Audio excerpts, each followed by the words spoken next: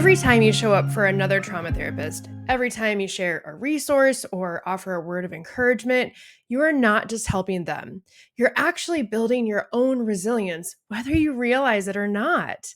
That's the ripple effect that we simply do not talk about enough in this field of trauma work.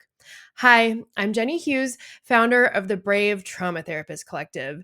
And if no one has told you lately, let me be the person who says, you are doing sacred, life changing work, but you're not meant to do it alone. Here's what I want you to hear today. Every single time that you support another trauma therapist, you're not only helping them, you're helping yourself because it is actively building your resilience. Let me show you how, okay? I want you to think about the last time that you sent a colleague a podcast recommendation or left a voice memo telling a fellow trauma therapist friend, you're doing a great job. Or maybe you answered a question in a clinical consultation call when you could have, or maybe you even wanted to just stay quiet. Or best yet, you shared a glimmer from a recent session with another trauma therapist to let them know about the incredible work you're doing and the positive and transformational ways it's impacting you. Those moments may feel small, but they're not.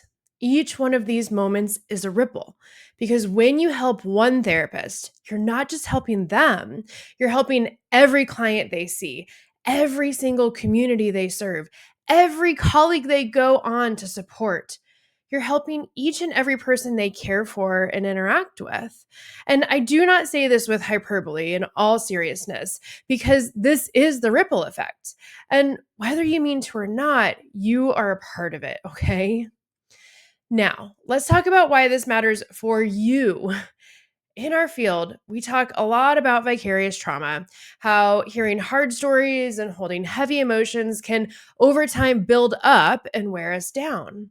But what we don't talk about nearly enough is vicarious resilience. In fact, every time I teach about vicarious resilience, I ask people to raise their hands or put in the chat, who's ever heard of this term? And even just as recently as last week, at least 80% of the people had never even heard of vicarious resilience. And these are licensed trauma therapists who have been working in the field for quite a while. So, what is it? You may not know what it is. Vicarious resilience is what happens when we don't just witness suffering, we witness healing, growth, change. And it doesn't just have to be the big moments. It's often in little moments with our clients where we are just so touched and affected and transformed by their work, even if they are sitting there in tears and working on really, really tough stuff. Okay. And when it comes to experiencing vicarious resilience, it doesn't just happen in private when clients make progress or have these moments. The real power comes when you intentionally share those moments with your community, with other trauma therapists who get it. That's when it stops being a fleeting good feeling and starts to become a source of strength that really, truly sustains you. When you name vicarious resilience out loud, when you reflect with a colleague on the hope, healing, and growth that you have been able to witness, that's when the ripple effect begins. It enhances your own sense of resilience and invites the people around you to experience it too. And inside of Brave, I see this happen every single week, sometimes every single day. A member shares something that gave them hope. Maybe it's a client moment or a boundary that they, the therapist, set, a small win. And as soon as they say it out loud, you can feel the energy shift. That reflection sparks something within all of us. Someone else remembers a moment of growth in their own work. Someone feels a little bit lighter. And that is how vicarious resilience works. It grows in community. It multiplies when we share it. It enhances, okay? And this is not just a nice, frilly idea. It's literally what your nervous system craves. And here's why. When you connect with another person, when you celebrate growth, yours or someone else's, your body releases oxytocin, the bonding or the love hormone. Oxytocin doesn't just make you feel good, it actively calms your nervous system. It lowers cortisol, your primary stress hormone. It slows down your heart rate. It tells your brain and body that you are safe. You're not alone. You can exhale now. And that's not it, okay? When we share moments of hope and healing, we also activate the brain's social engagement system, the same system that helps our clients regulate through connection with us in the therapeutic relationship. And this is what Stephen Porges talks about in the polyvagal theory. When we connect, when we co regulate, our vagus nerve kicks in, pulling us out of survival mode and back into a state of openness, calm, and resilience. One word that he uses when he talks about that is neuroception of safety.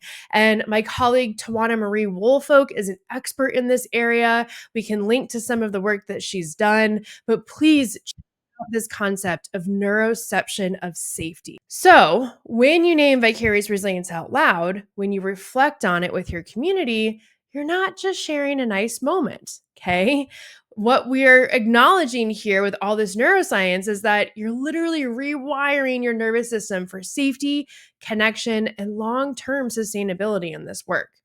That's the science behind the ripple effect, and it's really cool. And you deserve to experience it just as much as the trauma therapists around you. Now, I know you might have going through your head, but Jenny, I'm already exhausted. I do not have the bandwidth to pour into anyone else, no matter what you say about oxytocin. I hear you and want you to know this isn't about overfunctioning or adding yet one more thing to your to do list. It is about reciprocal and nourishing connection, the kind that actually replenishes you. When you share your moments of resilience, when you reflect alongside others, you're not draining your well, okay? You're actually filling it. You're creating the conditions for vicarious resilience to grow so it can become a natural, renewable energy source for you in literally every single session of your day. Sharing it with others, investing in their growth in this way, it's not self sacrifice, it's self sustainability. Because when the people around you are stronger, you are stronger. So here's what I want you to do today. Think about who has made an impact on your resilience as a trauma therapist. Who has poured into you? And then ask yourself, how can I create that ripple effect today? Maybe it's going to be commenting below and sharing a moment of vicarious resilience that you've experienced recently, de identified, of course. Maybe it's reaching out to a colleague and reminding them that they're not alone.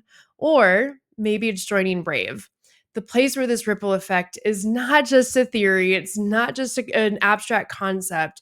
It is how we live, support, and thrive together as trauma therapists. Because you deserve to experience vicarious resilience too. And it starts with how we show up for each other as humans first.